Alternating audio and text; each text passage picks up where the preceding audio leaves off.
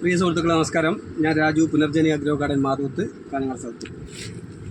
ഞാൻ നമ്മുടെ കുറച്ച് കുറ്റ്യാടി മുളത്തേങ്ങ വന്നിട്ടുണ്ട്. നമ്മൾ അതിനൊന്ന് കവറിലാക്കുകയാണ്. അപ്പോൾ നമ്മൾ ആദ്യം ചെയ്യുന്നത് കുറച്ച് ചകിരിച്ചോറ് ഇതിലിടും. പിന്നെ ഈ വേപ്പിൻ പിണ്ണാക്കൊക്കെ മിക്സാക്കിയിട്ടുള്ള മണ്ണ്, വേപ്പിൻ പിണ്ണാക്ക്, എല്ലുപൊടി, ചാണകപ്പൊടി ഇത്രയും മിക്സാക്കിയിട്ടുള്ള മണ്ണ് നമ്മൾ ഇതിലേക്ക് കുറച്ചിട്ട് ചകിരിച്ചോറ് ഇട്ട് കഴിഞ്ഞാൽ പെട്ടെന്ന് വേര് പോകും. അതുകൊണ്ടിട്ടാണ് ചകിരിച്ചോറ് ഇടുന്നത്. അപ്പോൾ നമ്മളത് കുറച്ച് മണ്ണും കൂടി ഇട്ട് അതിൽ വീണ്ടും കുറച്ച് ഇതിൻ്റെ കൂടെ കുറച്ച് ചകിരിച്ചോറും കൂടി ഇടും. വീണ്ടും ഇത് നാര അടക്കമുള്ള ചകിരിച്ചോറാണ്. അപ്പോൾ ഇതും കൂടെ കുറച്ച് വാരിയിട്ട് കുറച്ച് വളം കൂടെ അധികം ഇട്ട്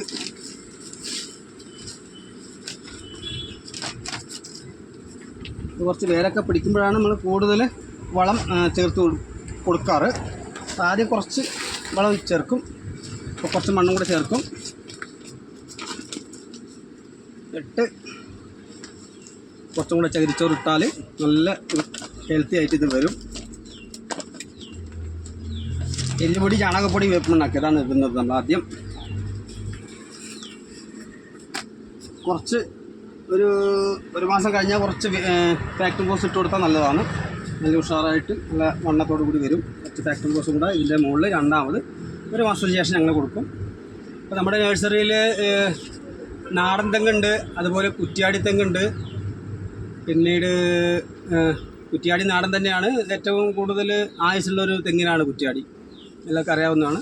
ഏറ്റവും നല്ല സുഗന്ധമുള്ള എണ്ണ കിട്ടും, നല്ല വലിപ്പമുള്ള തേങ്ങ, കാമ്പുള്ള തേങ്ങ, ഇതൊക്കെയാണ് കുറ്റ്യാടിയുടെ പ്രത്യേകത.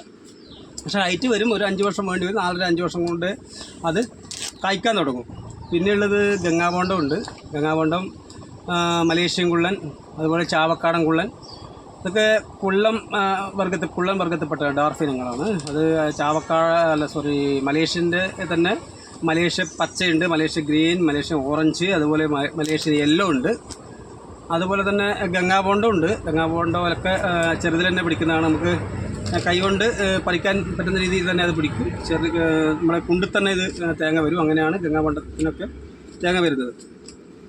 പക്ഷേ അതിനൊക്കെ നമ്മൾ നല്ല രീതിയിൽ വളപ്രയോഗം നടത്തേണ്ടതുണ്ട്. വേപ്പിൻ പിണ്ണാക്ക് നിർബന്ധമായിട്ടും 6 മാസം കൂടുമ്പോൾ, ചെറിയ തൈക്കിൽ ഒരു 2 കിലോ വെച്ചെങ്കിൽ 6 മാസം കൂടുമ്പോൾ ഇടണം. ബാക്കി എല്ലുപൊടി, ചാണകപ്പൊടി, അതുപോലെ കമ്പോസ്റ്റ് എന്ത് വേണം ഇടാം, ജൈവവളം എന്ത് വേണം ഇടാം. വേപ്പിൻ പിണ്ണാക്ക് നന്നായിട്ട് കൊടുക്കണം. പിന്നെ ചെമ്പഞ്ചെല്ലിയൊക്കെ പ്രതിരോധിക്കാൻ വേണ്ടിയിട്ടാണ്. അതുപോലെ പിന്നെ ഈ ചെല്ലി ഭയങ്കര രൂക്ഷമായിട്ടുള്ള ഒരു ആക്രമണം ഇപ്പോൾ എല്ലായിടത്തും ഉണ്ട്, നാടനും ഉണ്ട്. ഇതിന് മാത്രമല്ല എല്ലാത്തിനും ഇപ്പോൾ ഈ ചെല്ലികളുടെ ആക്രമണം കൊണ്ട് തെങ്ങ് നശിക്കാറുണ്ട്. അപ്പോൾ അത് നമ്മൾ ശ്രദ്ധിക്കണം. പിന്നീട് നമ്മുടെ അടുത്തുള്ളത് ശ്രീലങ്കൻ തെങ്ങ് എന്ന് പറയുന്നൊരു ഇനമാണ്. ഇപ്പം ഭയങ്കര ഒരു പ്രശസ്തമായിട്ട് വരുന്നതാണ് ശ്രീലങ്കൻ തെങ്ങ്. അപ്പം അതിൻ്റെ തേങ്ങ എന്ന് പറയുന്നത് വളരെ വലിപ്പമുള്ളതാണ്. നല്ല വലിപ്പമുള്ള തേങ്ങയാണ് ശ്രീലങ്കൻ തെങ്ങ്. കുറച്ച് റേറ്റ് കൂടുതലാണ്. ഇപ്പോൾ അടുത്ത് വന്നുകൊണ്ടിരിക്കുന്നതാണ്. നല്ല വലിപ്പം ഉണ്ടാകും തേങ്ങ.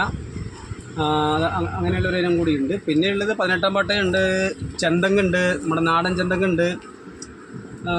അങ്ങനെ ഏകദേശം എല്ലാ ഇനങ്ങളും നമ്മുടെ നഴ്സറിയിൽ ലഭ്യമാണ്. പിന്നീട് നമ്മൾ ഈ വേറൊരു പ്രശ്നം വെച്ചാൽ നമ്മൾ ഈ തെങ്ങ് വെക്കുമ്പോൾ ഇപ്പം ഈ മഴക്കാലത്തൊക്കെ ഈ കൂമ്പ് ചീയൽ രോഗം സാധാരണ ഒരു തെങ്ങിനെ ബാധിക്കാറുണ്ട്. അതായത് നമ്മുടെ ഈ തിരി കുറച്ച് കഴിഞ്ഞാൽ തിരി മെല്ലെ വാടുകയും നമ്മളിങ്ങനെ പിടിച്ചാൽ ഇങ്ങനെ മുകളിലോട്ട് വരികയും ചെയ്യും. അതിൻ്റെ അറ്റം ഭയങ്കര ഒരു ദുർഗന്ധമായിരിക്കും. അപ്പോൾ അത് കൂമ്പ് ചീയൽ രോഗമാണ്. നമ്മൾ അതിനെ പ്രതിരോധിക്കാൻ വേണ്ടി കോപ്പർ ഓക്സി ക്ലോറൈഡ് നമ്മൾ അതിന് മുമ്പ് തന്നെ ചേർത്ത് കൊടുക്കുന്നത് നല്ലതായിരിക്കും. കോപ്പർ ഓക്സി ക്ലോറൈഡ് നല്ലതാണ്. ഇതൊക്കെയാണ് ഇതിൻ്റെ നമ്മൾ ശ്രദ്ധിക്കേണ്ടത്. നമ്മൾ ഒരു ചെറിയ തൈക്കൊക്കെ ഒരു 15 ദിവസം കൂടുമ്പോഴൊക്കെ കോപ്പർ ഓക്സി ക്ലോറൈഡ് അഥവാ സാഫ് ഏതെങ്കിലും ആയിട്ടുള്ള നമ്മൾ അതിനൊന്ന് ഒഴിച്ചു കൊടുക്കണം. അതിന് കവളിൽ ഒഴിച്ചു കൊടുക്കണം. അതുപോലെ ചെല്ലിയെ പ്രതിരോധിക്കാനുള്ള മാർഗ്ഗങ്ങൾ, അതിന് കെണികൾ വെക്കാറുണ്ട്. ചെല്ലിക്ക് കെണികൾ വെക്കാറുണ്ട്. ഇറാമോൺ കെണി, പല രീതിയിലുള്ള കെണികളൊക്കെ വെക്കാറുണ്ട്. അപ്പോൾ അതിനൊക്കെ വെച്ചാൽ നമ്മുടെ തെങ്ങ് നന്നായിട്ട് പിടിക്കും. ഇപ്പോൾ ഏറ്റവും കൂടുതൽ പോകുന്ന ഒരു തൈയാണ് തെങ്ങിൻ തൈയാണ് ഇപ്പം കൂടുതൽ പോകുന്നത്. തെങ്ങിൻ തൈയും അതുപോലെ കവുങ്ങ് തൈക്ക് ഇപ്പോൾ ധാരാളം കർഷകർ വാങ്ങുന്നുണ്ട്. അപ്പം അവർക്ക് നല്ല ഇനം തെങ്ങിൻ തൈ എത്തിച്ചു കൊടുക്കുക എന്നുള്ളതാണ് നമ്മുടെ ലക്ഷ്യം. നല്ല ഇനം തന്നെ വേണം. കാരണം നമ്മളിത് ഇങ്ങനെയുള്ളത് വെച്ച് കഴിഞ്ഞാൽ നല്ല തേങ്ങ പിടുത്തം ഉണ്ടാവില്ല. അപ്പം നല്ല ഇനം നോക്കി തന്നെ നമ്മൾ കർഷകർ വെക്കണം. ഇതൊക്കെയാണ് പറയാനുള്ളത് ഇതിനെക്കുറിച്ച്. Thank you. ഓക്കെ.